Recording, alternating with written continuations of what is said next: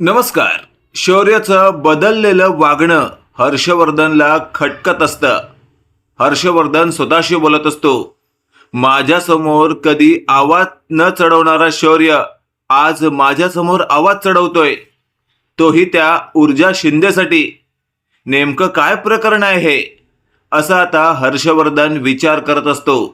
आणि अशातच आता शेवटी हर्षवर्धनची सावत्र आई हर्षवर्धन जवळ आलेली असते. ती हर्षवर्धनला म्हणत असते, हर्षवर्धन, मला तुझ्याशी बोलायचं आहे. हर्षवर्धनने सावत्र आईला इग्नोर केलेलं असतं. पण हर्षवर्धनची सावत्र आई हर्षवर्धनला म्हणत असते, हर्षवर्धन, मला माहिती आहे तुझा राग आहे माझ्यावर, पण एक गोष्ट लक्षात ठेव, मला तुला आता जे काही सांगायचं आहे ना, ते खूप महत्त्वाचं आहे. त्यावर मात्र हर्षवर्धनने आता हूं केलेलं असतं. याचा अर्थ जे काही बोलायचं आहे ते बोल. त्यावर लगेचच हर्षवर्धनची सावत्र आई म्हणत असते, मला तुझ्यासोबत शौर्याबद्दल बोलायचं आहे. आता हे वाक्य ऐकल्यावर हर्षवर्धन लगेचच उठून उभा राहतो आणि बोलू लागतो. शौर्याबद्दल? शौर्याबद्दल काय बोलायचं आहे? हे वाक्य ऐकल्यावर मात्र आता थेट हर्षवर्धनची सावत्र आई म्हणत असते, हर्षवर्धन, एक गोष्ट लक्षात ठेव, इतक्या दिवसात शौर्य तुझ्याशी कधीही आवाज चढवून बोललेला नाहीये, पण आता काही दिवसात तो तुझ्याबद्दल किंवा तुझ्याशी आवाज चढवून बोलतोय. याचं कारण काय माहितीये? ऊर्जा शिंदे. आता ऊर्जा शिंदे हे नाव ऐकल्यावर हर्षवर्धन म्हणत असतो, माहितीये मला, तू यात नवीन काय सांगतेस मला? त्यावर मात्र आता हर्षवर्धनच्या सावत्र आईने असं म्हटलेलं असतं की ऊर्जा शिंदेवर शौर्याचा जीव जडलाय. हे वाक्य ऐकल्यावर मात्र आता हर्षवर्धन म्हणत असतो, वेड लागले त्या शौर्याला. आधीच त्या ऊर्जा शिंदेची बहीण या घरात आली आहे, मला दुसरी शिंदे या घरात नकोय. हे वाक्य ऐकल्यावर आता हर्षवर्धनची सावत्र आई म्हणत असते, एक गोष्ट लक्षात ठेव हर्षवर्धन, मी तुला आता जे काही सांगायला आली आहे ना, ते नीट समजून घे. शौर्यला जर तुला गमवायचं नसेल तर शौर्याच्या मनात जे आहे ना, ते तुला स्वीकारावं लागेल. हे वाक्य ऐकल्यावर हर्षवर्धन म्हणत असतो, यात तूच त्याला नक्कीच भूल पाडली असशील. तूच त्या ऊर्जा शिंदेच्या बहिणीला या घरात आणण्यासाठी आधी माझ्या मोठ्या मुलाला भाग पाडलंस आणि आता तू तेच करतेस. त्यावर लगेचच आता हर्षवर्धनची सावत्र आई म्हणत असते, नाही हर्षवर्धन, यात माझा काही दोष नाहीये. हवा असेल तर तू या संदर्भात शौर्याशी बोलू शकतोस. त्यावर हर्षवर्धन म्हणत असतो, नाही, अजिबात नाही, मला ती ऊर्जा शिंदे माझ्या घरात माझ्या मुलाची बायको म्हणून नकोय. हे मी कदापि सहन करणार नाही. हे वाक्य ऐकल्यावर आता ती हर्षवर्धनची सावत्र आई म्हणत असते, बघ, माझं जे कर्तव्य होतं तुला सांगणं ते मी पूर्ण केलंय. बाकी यानंतर जो काही निर्णय असेल तो तुझाच असणार आहे. पण एक गोष्ट लक्षात ठेव, तुला जर तुझ्या मुलाला गमवायचं नसेल तर तुला शांतपणे यावर विचार करावा लागणार आहे. असं बोलून हर्षवर्धनची सावत्र आई आपल्या बेडरूमकडे चालून जाते. तेवढ्यात आपण पाहतोय आता हर्षवर्धनच्या बायकोने पाठी उभं राहून सगळं काही ऐकलेलं असतं आणि ती पुढे येते आणि बोलू लागते, काय हो, काय आता यापुढे काय निर्णय घेणार आहात तुम्ही? हे वाक्य ऐकल्यावर हर्षवर्धन स्वतःच्या बायकोला म्हणत असतो, म्हणजे तुलाही ती ऊर्जा शिंदे सून म्हणून या घरात हवी आहे का? त्यावर मात्र आता हर्षवर्धनची बायको म्हणत असते, अहो असं नाहीये, पण आता तुम्हाला जे काही समजलं आहे त्यावर तुम्ही काहीतरी निर्णय घेणारच ना? हे वाक्य ऐकल्यावर हर्षवर्धन म्हणत असतो, यात निर्णय काय घ्यायचा आहे? यात फक्त एवढंच क्लिअर आहे की हर्षवर्धनच्या घरी दुसरी शिंदे सून म्हणून येणार नाही आणि हा माझा फायनल निर्णय आहे. हे वाक्य ऐकल्यावर हर्षवर्धनच्या बायकोला कळून चुकलेलं असतं की आता आपलाही निभाव लागणार नाही. जरी ती ऊर्जा शिंदे चांगली मुलगी असली तरी ती आपल्या घरची सून होऊ शकत नाही. आणि अशातच आपण पाहतोय हर्षवर्धनला एक महत्त्वाचा कॉल आलेला असतो आणि त्या कॉलवर बोलण्यासाठी हर्षवर्धन तिथून बाजूला होतो. इकडे आपण पाहतोय आता शौर्य हा घरात आलेला असतो आणि तो खूपच डिस्टर्ब असतो. शौर्यला डिस्टर्ब पाहून शौर्याची आई म्हणत असते, शौर्य काय झालंय, इतका डिस्टर्ब का दिसतोयस तू? त्यावर शौर्य म्हणत असतो, आई आई मला थोडा वेळ शांतता हवी आहे. असं बोलून आता शौर्य आपल्या बेडरूमकडे गेलेला असतो. आणि अशातच आपण पाहतोय आता शौर्याची आई लगेचच शौर्यासाठी मस्त असा कडक चहा बनवत असते. आणि अशातच आता थेट शौर्याच्या आईने बनवलेला चहा आता ती शौर्याला नेहून देते. पण शौर्य म्हणत असतो, आई नकोय मला चहा. त्यावर लगेचच आपण पाहतोय आता शौर्याची आई म्हणत असते, शौर्य मला तुझ्याशी थोडा वेळ बोलायचं आहे. तुला तुझ्या आईशी बोलायचं नाहीये का? त्यावर शौर्य शांत होतो आणि म्हणत असतो, आई बोल, काय बोलायचंय तुला? तुला दिसतोय ना मी किती डिस्टर्ब आहे. त्यावर शौर्याला शौर्याची आई म्हणत असते, हो तू दिसतोयस, पण त्या ऊर्जा शिंदेमुळे एवढा डिस्टर्ब होऊ नकोस तू. हे वाक्य ऐकल्यावर शौर्य म्हणत असतो, आई एवढ्या कमी वयामध्ये त्या ऊर्जा शिंदेने किती भोगलंय, आणखी किती त्रास द्यायचा आपण तिला. हे वाक्य ऐकल्यावर शौर्याची आई म्हणत असते, प्लीज शौर्य, काही गोष्टी तुला माहिती नाहीयेत, पण त्या ऊर्जा शिंदेबद्दल एवढा सॉफ्ट कॉर्नर मनात ठेवू नकोस. तुझ्या डॅडना आवडणार नाहीये हे. हे वाक्य ऐकल्यावर शौर्य म्हणत असतो, आई डॅडना आवडणार नसेल म्हणून एखाद्याला आपण छळायचं, त्रास द्यायचा, त्याला इग्नोर करायचं, हे कितपत योग्य आहे? त्यावर मात्र आता नेमकं काय बोलावं हेच शौर्याच्या आईला समजत नसतं. आणि अशातच आपण पाहतोय थेट शौर्य आता म्हणत असतो, आई प्लीज मला एकांत हवा आहे. आणि अशातच आता शौर्याची आई म्हणत असते, हे बघ आणलेला चहा पी, बरं वाटेल तुला. त्यावर शौर्य म्हणत असतो, नको आई, नकोय चहा मला. तेवढ्यात आपण पाहतोय शौर्याच्या आजीने आता खारीचं पॅकेट आणलेलं असतं आणि थेट असं म्हटलेलं असतं, चहासोबत खारी खाल्लीस ना शौर्य, तर नक्कीच तुझा मूड बदलेल. हे वाक्य ऐकल्यावर शौर्याला ऊर्जाबरोबर चहा पितानाचे घालवलेले क्षण आठवतात. आणि अशातच आता थेट कौरच्या आजीने डिशमध्ये खारी दिल्यावर शौर्य ती खारी ज्याप्रमाणे ऊर्जा चहामध्ये बुडवून खात होती त्याचप्रमाणे खात असतो. आता शौर्याची आई ते सगळं पाहत असते आणि शौर्याच्या आईच्या लक्षात आलेलं असतं की शौर्य ऊर्जामध्ये एवढा गुंतला आहे की आता त्यातून त्याला बाहेर काढणं फारसं कठीण आहे. आणि अशातच आता थेट शौर्याची आजी शौर्याच्या आईला म्हणत असते, त्याला थोडा वेळ एकटं राहू दे, बघ नंतर तो स्वतःहून बोलायला येईल. हे वाक्य ऐकल्यावर शौर्याच्या आईला कळून चुकतं की आता आपण इथे थांबणं योग्य नाही आणि ती तिथून बाहेर पडते. अशातच आपण पाहतोय आता हा जो हर्षवर्धन असतो तो फोनवरनं बोलून थेट टेरेसवरनं खाली आलेला असतो. आणि अशातच आता तो म्हणत असतो, काय चाललंय, तू पुन्हा माझ्यासमोर का आलीस? आणि अशातच हर्षवर्धनची बायको म्हणत असते, मला तुमच्याशी थोडं बोलायचं आहे. त्यावर हर्षवर्धन म्हणत असतो, बोल आता तू पण बोल. त्यावर हर्षवर्धनची बायको म्हणत असते, शौर्य आत्ताच घरी आलाय आणि शौर्य खूपच डिस्टर्ब दिसतोय. मी त्याला चहा नेऊन दिला तर तो चहा प्यायलाही नकार देत होता, पण जसं त्याच्यासमोर खारी आली त्याने लगेचच चहामध्ये खारी बुडवून खायला सुरुवात केली आणि तो खूप खुश झाला. हे सगळं ऐकल्यावर हर्षवर्धन म्हणत असतो, यात चहा आणि खारीचा कुठे संबंध आहे? त्यावर मात्र आता थेट हर्षवर्धनची बायको म्हणत असते, खरं तर त्या ऊर्जा शिंदेला चहा खारी खूप आवडते. हे वाक्य ऐकल्यावर हर्षवर्धन म्हणत असतो, पुन्हा त्या ऊर्जा शिंदेचं प्रकरण उकरून काढलंस तू? काय चाललंय तुझं? माझ्यासमोर त्या ऊर्जा शिंदेचं नाव घ्यायचं नाही. आधीच त्या मीडियामध्ये ऊर्जा शिंदेचा गवगवा सुरू आहे आणि घरातही जर ऊर्जा शिंदेचा गवगवा सुरू असेल ना तर लक्षात ठेवा, हे घर सोडून जावं लागेल मला. त्यावर मात्र आता हर्षवर्धनची बायको म्हणत असते, ठीक आहे, नाही बोलणार तुमच्या समोर, पण स्वतःच्या मुलाला जर तुम्हाला कायमस्वरूपी आनंदात पाहायचं असेल ना तर तुम्हाला तुमचा इगो सोडावा लागेल. हे वाक्य ऐकल्यावर हर्षवर्धन एकदम विचारात पडलेला असतो की आज बायको एकदम हे काय बोलून गेली, माझा इगो कुठे आलाय, माझा इगो यात. आणि अशातच हर्षवर्धनची बायको बेडरूम मध्ये निघून जाते. इकडे आपण पाहतोय हर्षवर्धनला आता करमत नसतं, तो स्वतःशी बोलत असतो, म्हणजे माझ्या मुलाच्या सुखाड माझा इगो येतोय. आणि अशातच हर्षवर्धन शौर्याच्या बेडरूमकडे जातो आणि दार थोडंसं उघडं असतं, त्यातून तो पाहत असतो. तो खारी हातात घेऊन बोलत असतो, ऊर्जा ऊर्जा माफ कर मला.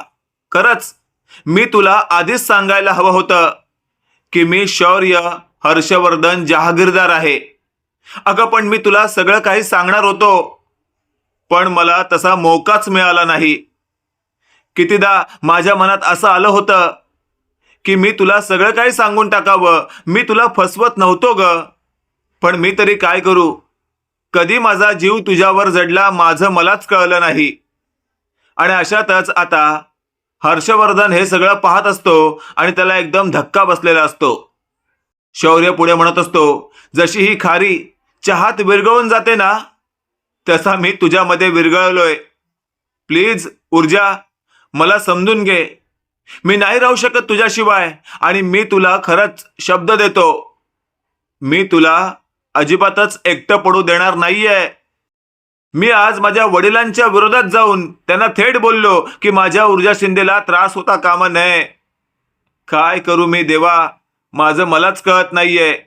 आणि अशातच आता हर्षवर्धन स्वतःशी बोलत असतात, माझा इगो पाय जर माझ्या मुलाला होणार असेल त्रास, तर माझा इगो मातीत मिसळून मी माझ्या मुलाला छातीशी कवटाळायला तयार आहे, असं हर्षवर्धनने स्वतःशी म्हटलेलं असतं. आणि अशातच आता हर्षवर्धनची बायको पुन्हा शौर्याच्या बेडरूमकडे येत असते आणि तिने लांबूनच पाहिलेलं असतं की हर्षवर्धन शौर्याकडे वाकून पाहत आहेत दारातून. आणि हर्षवर्धनच्या डोळ्यात अश्रू आहेत. हर्षवर्धनच्या बायकोला कळून चुकलेलं असतं की माझ्या बोलण्याचा काहीतरी परिणाम झालाय. आणि अशातच आपण पाहतोय आता थेट हर्षवर्धन तिथून वळतो आणि तेवढ्यात समोर त्याची बायको असते. हर्षवर्धन लगेचच स्वतःचे अश्रू लपवण्याचा प्रयत्न करत असतो. तेवढ्यात हर्षवर्धनची बायको म्हणत असते, इतक्या वर्षात आज तुमच्या डोळ्यामध्ये अश्रू पाहिले मी, आणि तेही शौर्यासाठी. खरंच बरं वाटलं मला. मी तुम्हाला मगाशी जे काही म्हणाले त्याचा विचार करा, कारण सगळ्यात आधी आपलं घर, आपली मुलं, बाकी पैसा, पॅशन, इज्जत सगळं काही नंतर कमवता येतं. आणि ऑलरेडी ते तुम्ही कमवलेलं आहे. हे वाक्य ऐकल्यावर मात्र आता हर्षवर्धन म्हणत असतो, नको काळजी करूस तू, मी योग्य तो निर्णय घेईन. असं जेव्हा हर्षवर्धनने एकदम जड आवाजात म्हटलेलं असतं, त्याच वेळेला शौर्याच्या आईला खात्री पटलेली असते की आता सगळं काही नीट होणार. आणि अशातच आपण पाहतोय आता हर्षवर्धन आपल्या बेडरूममध्ये गेलेला असतो आणि तो स्वतःशी बोलत असतो, शौर्याशी मला बोलावं लागणार आहे. जसा मी चुकू शकत नाही तसा माझा मुलगा शौर्यही चुकू शकत नाही माणसं ओळखण्यात. नक्कीच त्या ऊर्जा शिंदेने घेतलेल्या केसचा मला पुन्हा एकदा अभ्यास करावा लागणार आहे. आणि अशातच आता शौर्याच्या वडिलांनी म्हणजे हर्षवर्धन याने थेट आपल्याकडे असलेल्या त्या केसच्या फाईलचा पुन्हा एकदा अभ्यास करायला सुरुवात केलेली असते. हे सगळं आता होत असताना बारकाईने लक्ष देत असतात हर्षवर्धन की यात नक्की काय सच्चाई आहे. इकडे आपण पाहतोय आता थोड्या वेळानंतर शौर्याची आजी शौर्याच्या बेडरूम मध्ये गेलेली असते आणि शौर्य आता पहिल्यापेक्षा शांत झालेला असतो, कारण त्याच्या आजीने त्याला चहामध्ये खारी खायला दिलेली असते. शौर्य म्हणत असतो, आजी आजी थँक्यू सो मच. आईने मला चहा आणून दिला, पण नुसता चहा तर मी पिऊच शकत नाही. जशी ऊर्जा चहामध्ये खारी खाते ना, तशीच मला सवय झाली आहे. त्यावर शौर्याची आजी म्हणत असते, शौर्य मला तुझ्याशी थोडं बोलायचं आहे. त्यावर शौर्य म्हणत असतो, आजी जशी आत्तापर्यंत तू मला साथ दिलीस ना, तशी यापुढेही देशील याची मला खात्री आहे. अगं पण ऊर्जा शिंदेशिवाय मी इतर कोणताच विचार नाही करू शकत. त्यावर त्याची आजी म्हणत असते, मी तुला शब्द देते, तुझ्या मनासारखं घडेल, पण थोडा वेळ शांत राहा आणि मी काय सांगते ते नीट ऐक. तेवढ्यात आपण पाहतोय शौर्याच्या आजीने सांकेतिक भाषेमध्ये शौर्याला काहीतरी असं सांगितलं असतं जे ऐकून शौर्य म्हणत असतो, आजी खरंच हे असं होऊ शकतं. त्यावर मात्र शौर्याची आजी म्हणत असते, हो बाळा, हे असं होऊ शकतं. त्यावर शौर्य म्हणत असतो, आजी जर असं झालं ना तर लक्षात ठेव, या जगात सगळ्यात खुश मी असणार आहे. त्यावर लगेचच आता शौर्य म्हणत असतो, आजी आलोच मी. आणि लगेच शौर्य आपल्या वडिलांच्या बेडरूमच्या दिशेने गेलेला असतो, जिथे हर्षवर्धन त्या केसचा अभ्यास करत असतात. आणि अशातच आता शौर्य दारात उभा राहून म्हणत असतो, डॅड डॅड मी आत येऊ. आता स्वतःच्या मुलाच्या तोंडातून हे वाक्य ऐकल्यावर शौर्याच्या वडिलांना हर्षवर्धनना बरं वाटलेलं असतं आणि ते म्हणत असतात, शौर्य बाळा ये ना आतमध्ये. आणि अशातच आता शौर्य आत आलेला असतो. शौर्य म्हणत असतो, डॅड काय करताय तुम्ही हे. त्यावर लगेचच आता हर्षवर्धन म्हणत असतात, मी तेच करतोय जे मला करायला हवंय. त्यावर मात्र आता शौर्य म्हणत असतो, डॅड मला नाही समजलं तुम्हाला काय म्हणायचंय. त्यावर लगेचच आता हर्षवर्धन म्हणत असतात, आज सकाळी तू माझ्यावर आवाज चढवलास. अरे माझ्या उंचीचा झालास तू, पण माझ्यावर आवाज चढवण्या इतका मोठा झालास हे मला माहितीच नाही पडलं. त्यावर शौर्य म्हणत असतो, डॅड माफ करा मला, पण ऊर्जा शिंदे निर्दोष आहे आणि तुम्ही तिच्या विरोधात टाकलेला डाव चुकीचा आहे. हे वाक्य ऐकल्यावर हर्षवर्धन म्हणत असतात, नको काळजी करूस. तुझी ऊर्जा शिंदे जर निर्दोष असेल ना तर मी तिला कोणत्याही प्रकारचा त्रास होऊ देणार नाही यापुढे. आता डॅडने तुझी ऊर्जा शिंदे असं वाक्य म्हटल्यामुळे शौर्य मनातल्या मनात खूप खुश झालेला असतो आणि तो बोलू लागतो, डॅड काय म्हणालात तुम्ही आता. त्यावर लगेचच आपण पाहतोय हर्षवर्धन म्हणत असतात, काय काय म्हणालो सांग. त्यावर लगेचच आता शौर्य म्हणत असतो, डॅड बोला ना काय म्हणालात तुम्ही आता. त्यावर हर्षवर्धन म्हणत असतात, अरे मी म्हणालो ना आणि तू ऐकलंस ना, मग तूच सांग ना काय म्हणाला तुझा बाप. त्यावर मात्र आता शौर्य म्हणत असतो, डॅड मला असं ऐकायला आलं की तुम्ही असं म्हणालात की तुझी ऊर्जा शिंदे. त्यावर हर्षवर्धन म्हणत असतात, हो तुझं प्रेम आहे ना तिच्यावर, मग ती तुझीच ना. त्यावर लगेचच आता शौर्य म्हणत असतो, पण डॅड तिने आता मला नाकारलंय का माहितीये का, तुम्ही माझे डॅड आहात म्हणून. हे वाक्य ऐकल्यावर हर्षवर्धन म्हणत असतो, नको काळजी करूस तू. माझ्याकडनं झाली असेल एखाद्या वेळेस काही चूक तर त्या संदर्भात हात जोडून माफी सुद्धा मागू शकतो मी तुझ्या ऊर्जा शिंदे समोर, तिच्या आई समोर. हे वाक्य ऐकल्यावर शौर्य म्हणत असतो, डॅड काय बोलताय तुम्ही हे. त्यावर मात्र आता हर्षवर्धन म्हणत असतो, हो माझ्या मुलापेक्षा मोठं मला काही नाहीये.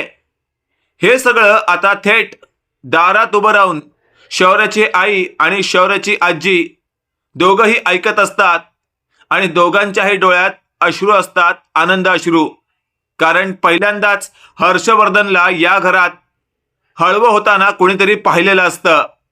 अशातच आता शौर्य उठतो आणि म्हणत असतो, डॅड डॅड सांगा ना कसे फेडू तुमचे उपकार. त्यावर लगेचच आपण पाहतोय हर्षवर्धन म्हणत असतो, अरे वेडा आहेस का तू, काय बोलतोयस तू हे. तू माझे उपकार फेडण्याची काहीच गरज नाहीये, मी असं काही मोठं करत नाहीये. आतापर्यंत मी ज्या कोणाला त्रास दिला असेल ना त्या सगळ्यांची माफी मागायला तयार आहे. आणि अशातच आता शौर्य म्हणत असतो, डॅड मी तुम्हाला खात्रीपूर्वक सांगतो, पद्मावर जो काही अन्याय झाला आहे ना तो करणारा व्यक्ती हा विक्रांतच आहे आणि आपण त्याला सोडता कामा नये. हे वाक्य ऐकल्यावर हर्षवर्धन म्हणत असतात, नको काळजी करूस तू, तुझा बाप किती मोठा वकील आहे माहितीये ना तुला. आता तर तू काळजीच करू नको, तुझ्या ऊर्जा शिंदेला बरोबर घेऊन आता त्या पद्माला न्याय मिळवून द्यायची जबाबदारी माझी आणि त्या विक्रांतचं काय करायचं ना ते तू आता माझ्यावर सोड. त्यावर लगेचच आपण पाहतोय आता थेट विक्रांतचा बाप म्हणजे शिर्के हर्षवर्धनच्या भेटीला आलेला असतो खाली. आणि अशातच आता थेट हर्षवर्धनला जेव्हा हे कळतं त्यावेळेला हर्षवर्धन थेट खाली जातो आणि शिर्केला डायरेक्टली म्हणत असतो, बरं झालं शिर्के तुम्ही आलात, आता तुमच्या मुलाला मी स्वतः पोलीस स्टेशनमध्ये नेऊन जमा करणार आहे. हे वाक्य ऐकल्यावर शिर्के म्हणत असतात, हर्षवर्धन साहेब वेड लागले का तुम्हाला, माझ्या मुलाला या प्रकरणातून सोडवणार आहात तुम्ही आणि त्यानंतर तुमच्या घराचा जावई बनवणार आहात ना. त्यावर मात्र हर्षवर्धन म्हणत असतात, तुमच्या मुलाने केलेला गुन्हा त्या गुन्ह्याखाली त्याला मी माझ्या घरचा जावई करू. आणि अशातच हर्षवर्धनच्या समोर अचानकपणे तो विक्रांत आलेला असतो आणि तो अरेरावी करत असतो. ओ हर्षवर्धन अंकल, तुम्ही काय समजता हो स्वतःला? साधे वकील आहात तुम्ही आणि माझे डॅड या राज्याचे एक मंत्री आहेत. त्यांच्या मनात आलं ना तर आत्ताच्या आत्ता तुमची सनद घालवू शकतात. मग बसा घरी. हे वाक्य ऐकल्यावर आता शौर्य साटकन विक्रांतच्या कानाखाली खेचतो आणि म्हणत असतो, तू काय केलंयस माहितीये ना तुला? आणि अशातच आपण पाहतोय शौर्य म्हणत असतो, डॅड, फालतू वेळ दवडण्यापेक्षा याची गरंगटी पकडा आणि लगेच त्याला फरफटत पोलीस स्टेशनला नेऊया. तेवढ्यात आपण पाहतोय आता हर्षवर्धनने थेट विक्रांतची कॉलर धरलेली असते आणि त्याला फरफटत तिथून नेलेलं असतं. शिर्के म्हणत असतो, हे बघो हर्षवर्धन, मी आता तुमच्या विरोधात तक्रार नाही करणार तर तुमची चांगलीच मशांगत करून टाकीन तुमची सनद घालवून. मग बसा घरपिचक्या करत. त्यावर लगेचच आपण पाहतोय हर्षवर्धनने विक्रांतला गाडीत टाकलेलं असतं आणि पोलीस स्टेशनला नेऊन त्याच्या विरोधात गुन्हा नोंदवायला भाग पाडलेलं असतं आणि तिथे पद्माला सुद्धा बोलवून घेतलेलं असतं. आता स्वतः हर्षवर्धन, शौर्य आणि सगळेच आपल्या बाजूने आहेत हे जेव्हा पद्माला समजतं, पद्माच्या अंगात 10 हत्तींचं बळ येतं आणि पद्माने हर्षवर्धनच्या सांगण्यावरून या विक्रांतला आता थेट तुरुंगात पाठवलेलं असतं. विक्रांत तुरुंगात जाता जाता म्हणत असतो, पद्मा, एक गोष्ट लक्षात ठेव, खूप चुकीचं वागलीस तू.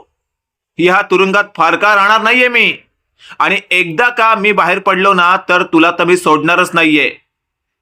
त्यावर लगेचच शौर्य पद्माला म्हणत असतो, नको काळजी करूस तू, मी आहे तुझ्या बरोबर.